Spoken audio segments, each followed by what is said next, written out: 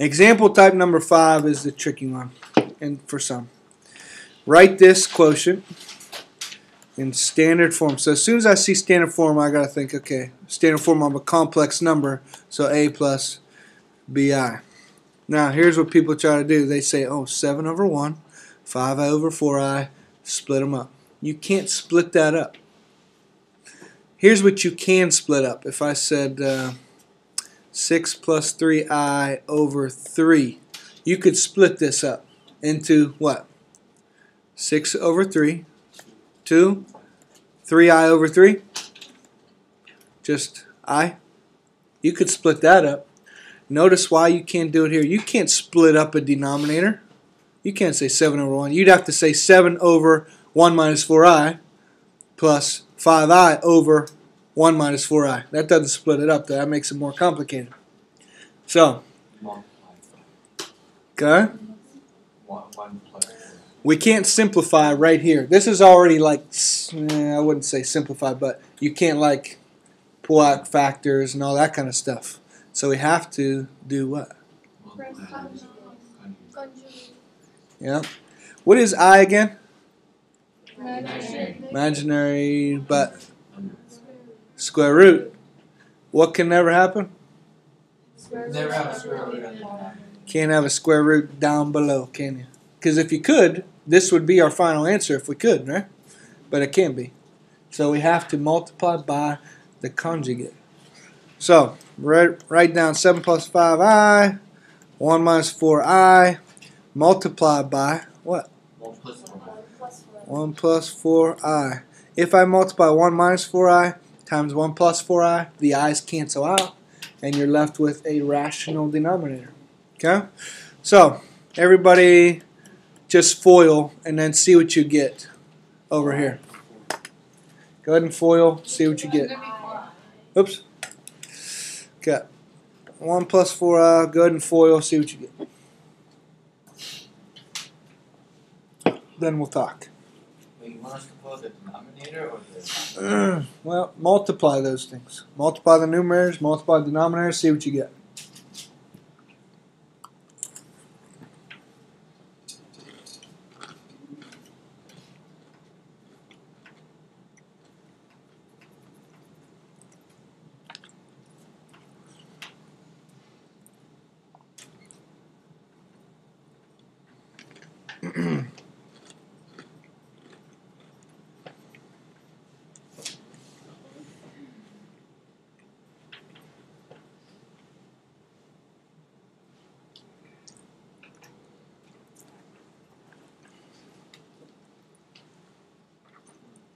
Simplify best you can and just wait on me.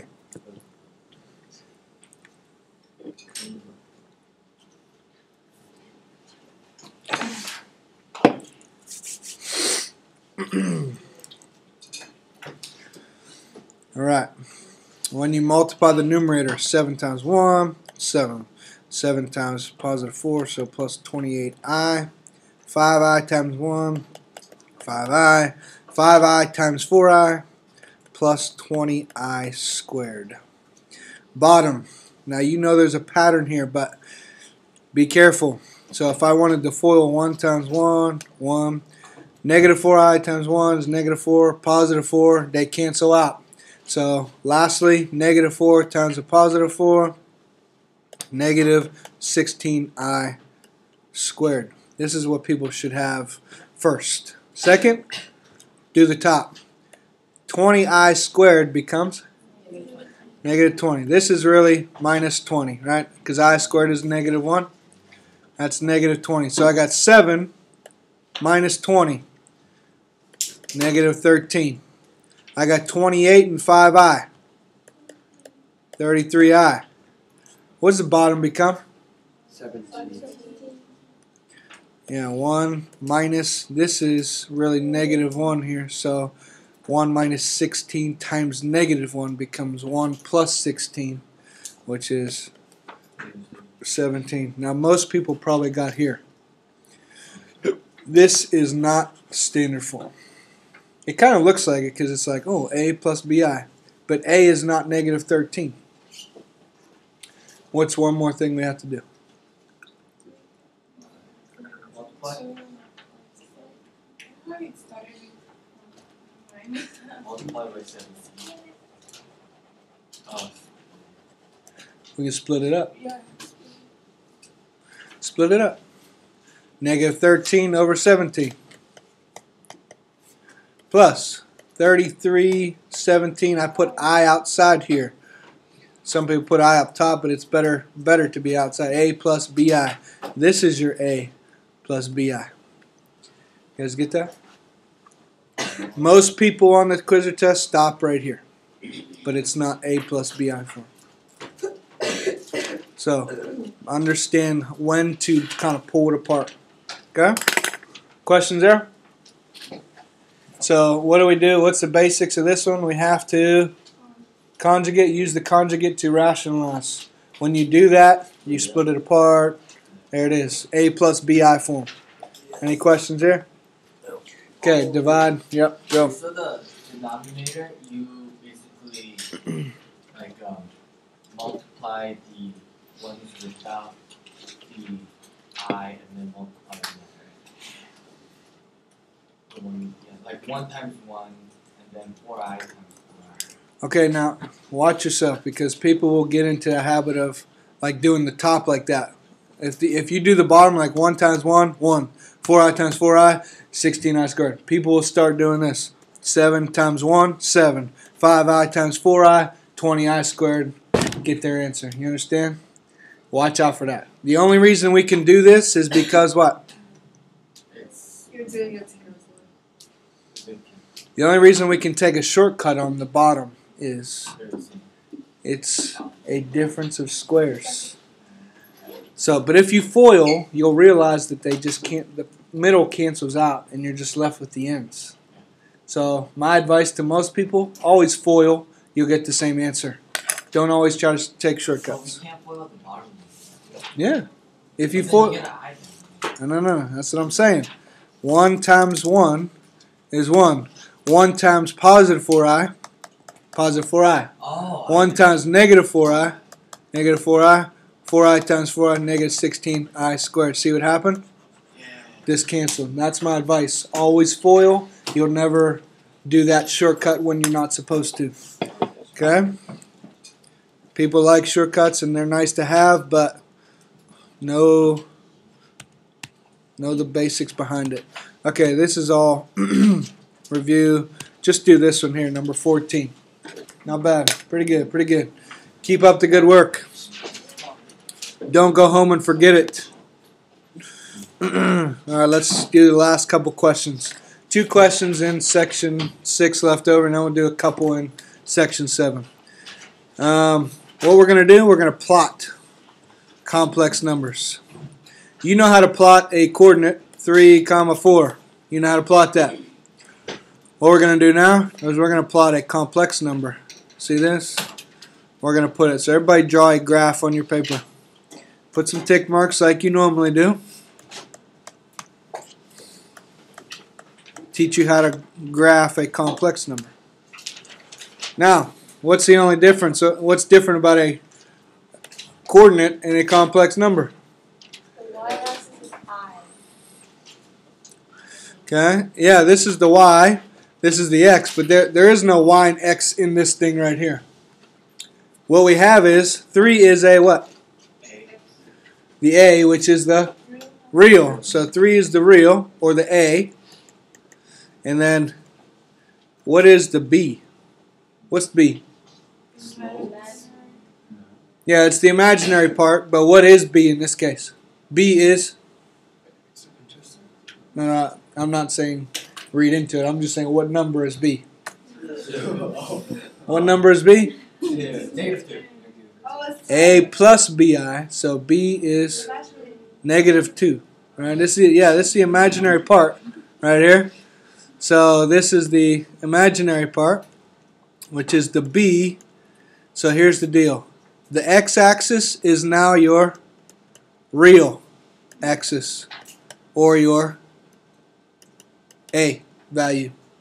The y-axis is what June said. Y-axis is the imaginary axis, which is your b. So basically, all you have to really do is this. Figure out what A is, figure out what B is, and make a coordinate out of it. That's it. Right? Because if this is A and this is B, really all your coordinates are A comma B. So in this case up here, what is our coordinate? 3 is A. Then I look and say, what is B? B is -2. All you have to do is plot 3, -2. Which is over 3, down 2. Letter B. -2 is my real. 4 is my imaginary. You just got to say, okay, -2 in the real. Here's my real. So -2 is here. 4 is my imaginary, so up 4.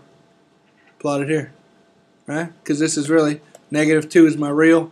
4 is my imaginary. -2, up 4. There you go. How would you plot 3i? So, if you're thinking real imaginary, you're thinking real is what? 0. 0? Correct. Imaginary? 3. 3. 0, 3 is right there. Last one, -4 minus 3i. -4 in the real, -3 in the imaginary. There you go. Hard stuff? No, but it's just stuff you have to remember. You've probably never done that before. So you just got to remember that. Sam? Is this the only plotting we have to know? What do you mean by that? The only plotting you have to know. Ever? Or today? Or For today? Yes.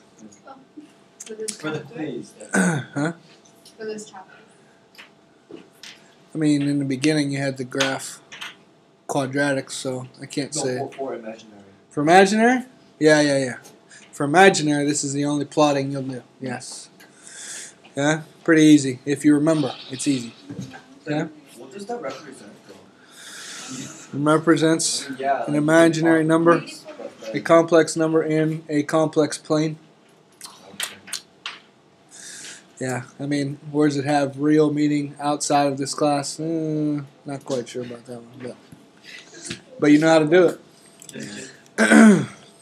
But last example here, example 7, find the absolute value. So that's one of our goals up here. Find the absolute value of a complex number. You know how to find the absolute value of a real number. Absolute value -3 equals 3. Absolute value of a complex is different. What does absolute value mean? Let's go back to that. Distance from 0. Keep that in the back of your brain because that'll help you understand what we're about to do. How do you find the absolute value of a complex number? Well, what is the distance from 0? This is from 0. So, well, let's plot it. How about that? Let's go to a graph and look at it. -4 plus 3i, -4 plus 3i is here. What does absolute value mean? Distance. How far is this from here? Think about this for a second. What other way do you know to find the distance from here to here? Yep. Distance formula. But we're not going to make it. You'll see. Watch. Here, what is the distance formula? D equals? Square root? X2 minus X1 x2 minus x1 squared. plus Y2 minus y2 minus y1 squared. That's a distance formula, right? We could use that right now, but let's make it simpler for ourselves. Actually, let's kind of put in some numbers and let's do it like this.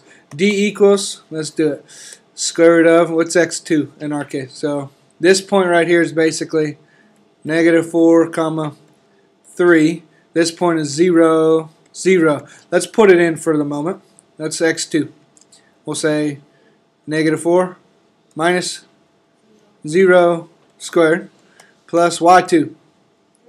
3 minus 0 squared. Let's kind of simplify this a little bit. D equals square root of, instead of -4 minus 0 squared, we're just going to label it -4 squared plus 3 squared. Let's stop there for a moment. You see why we don't need this big long formula. What did this become? What is -4? A. What is 3? So really our formula only has to be this. The square root of? A squared plus B squared. See that? But doesn't the square root cancel out the a, so it's just a plus b? Common mistake, Joe. Right there. Common mistake. You would think, I mean, logically you kind of think, okay, square root cancels out a square, but in certain cases, in this case, you can't cancel this square root with this square because it's being added together. If it was just the square root of a squared, yeah, that would cancel out. But since it's a squared plus b squared, can't cancel those out. Common mistake. When could you actually pull these apart and say square root of a squared, square root of b squared? There's a denominator. When there's multiplying. If this was multiply right here, then we could say square root of a squared times square root of b squared, canceled out. But since there's a plus or a minus, can't do that. Common. That's very common. The square root of a squared is just a. By itself, yes, but you can't split that up. So, yeah. Any more questions? Sam? Oh, no. No. Yes. Yes. So, A belongs to the first equations? First A. expressions, A plus bi. This is where A is coming from.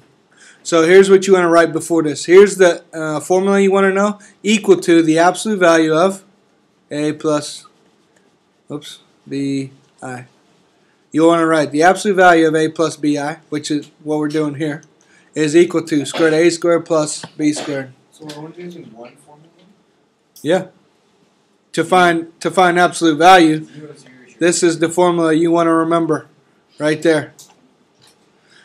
Honestly, this is easy points if you remember. I'm not going to give you a list of formulas.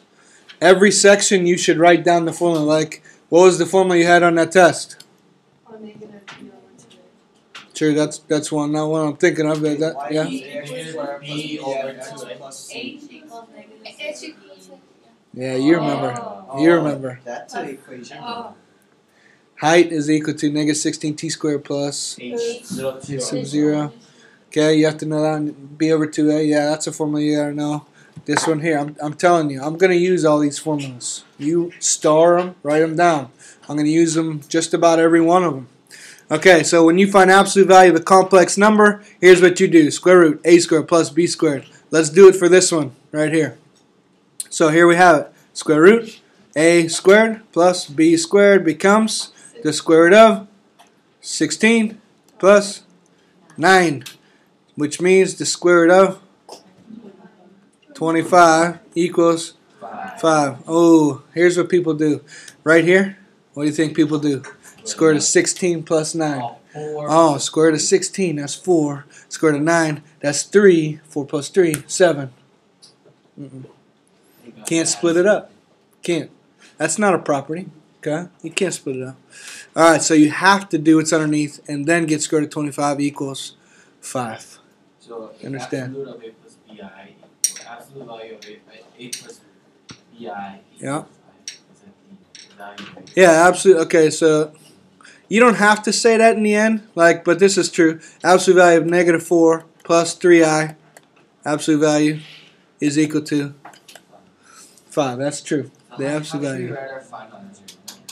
You can just say, I'm going to say, what is the absolute value of this? You're just going to say 5. See? Look, what did you actually find? What did you find? That? Distance, right? The distance from here to here is 5. Think about it. From here to here is how much? 4. 4. From here to here is how much? 3. 3. 3, 4, Pythagorean theorem. 5. Pythagorean theorem. What Makes the sense. Right? What about this? How far, what is the absolute value? Negative 3i. Go ahead and do that one. Quick. Well, this was The negative 3i. Absolute value. If you're not thinking, you'll go straight into square root of, what's a? 0. 0 squared plus b. Negative 3 squared equals square root of 9, which equals 3. Which is fine. That's good. But if you thought about it for a moment and you said absolute value means distance, graph negative 3i, it becomes 0 negative 3. And if you thought absolute value means distance from 0, how far? 3. So, I mean, there's always a couple ways to think about it. Just always think like that. Don't think there's always one method and that's it. Okay? Think about what you're doing. Instead of doing all those work, you just like basically plot the A and B, and then just use the Pythagorean theorem instead of doing all this. You could. Yeah. Yep. Because it's always going to make a triangle. Or actually not. In this case it won't, but this case you can count. Right? Yep. You can do that. But it's really the same thing. So, did you get this? No? So this is 9 underneath, which makes 3. Final answer, absolute value. Any questions on that? So what can you do so far? Number 1, you can solve equations that have complex numbers and that have imaginary numbers in them. Hopefully you can do that. If it's square root of a negative number, you're going to have I there. Can you add, subtract complex numbers? Yes. Can you multiply and divide? Can you multiply complex numbers? Look out for what? The square. I squared is -1, and then make sure standard form A plus BI. Find the absolute value of complex numbers. That's what we just did. Squared A squared plus B squared. Done. Now we're going to look at 2 things here. The next section. Yeah. So next section. Anybody have any questions or anything on this section? What if it's not a focus? Are you talking about this? Yeah, like an absolute value, but is it always equal to what if Oh, you mean the final answer? Yeah. Oh.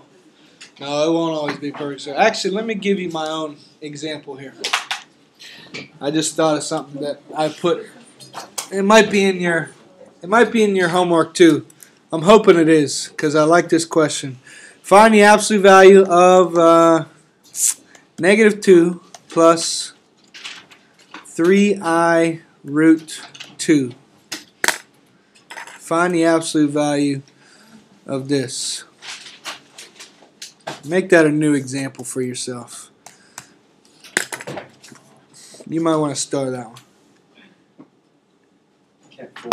How do you do a root instead of a root? Just set it up and you'll see. Set it up. Same process. So 4 equals or more. Same process. Just people aren't sure what to put down. What is A? A equals? -2. Everybody gets that. Question. What's the B value? 3 squared root of 2. No? Because I didn't give you exactly the way the other ones were, people get confused and say, I don't know what B is. Is it 3? Is it root 2? Oh. I don't know. What? Okay. A plus BI. All you got to say to yourself is, what is being multiplied to I? What do you say? 3 root 2 is being multiplied to I. That's the B. Okay? So, if you put that in your formula, square root A squared, so -2 squared, plus B squared, 3 root 2 squared. This is equal to 4 plus, what is 3 root 2 squared? 6 times 2. I mean, 18. so 9 times 2. 4. 9 times 36. This you have to remember from Algebra 1 because I didn't cover it yet, did I? No, we didn't do that yet. 9 times 3, this means 3 squared, which is 9, and times square root of 2 squared, which is 2. That's what this is this. So if you didn't get that first, get it now. So what does this become? Square root of 4 plus 18 square root of 22. And then you say to yourself, what do you say to yourself right now? Can this simplify? Yes. No. So Done. But anytime you write an answer down on my test, if it has square roots in it, ask yourself the question, can it simplify? Because half the time it can. Maybe more than half the time. On that test, yes, a bunch of times. If you had this as an answer on your test, square root of 4/5, not a good answer. Why? You can simplify. 2 over 5. Got to rationalize. Square root of 4, square root of 5, 2 over root 5, which still isn't a good answer. You gotta put the Rationalize. Root 5, root 5. 2 root 5 over 5. 2 root 5s over 5. 5. Then I look at this and say, can 2/5 simplify? No. But if that was 3 or 5 root 5 over 5, then you would simplify again and again until you can't do it anymore. So just be careful of that. You don't realize how many questions have stuff like that going on. Okay, so now you can do absolute value complex numbers.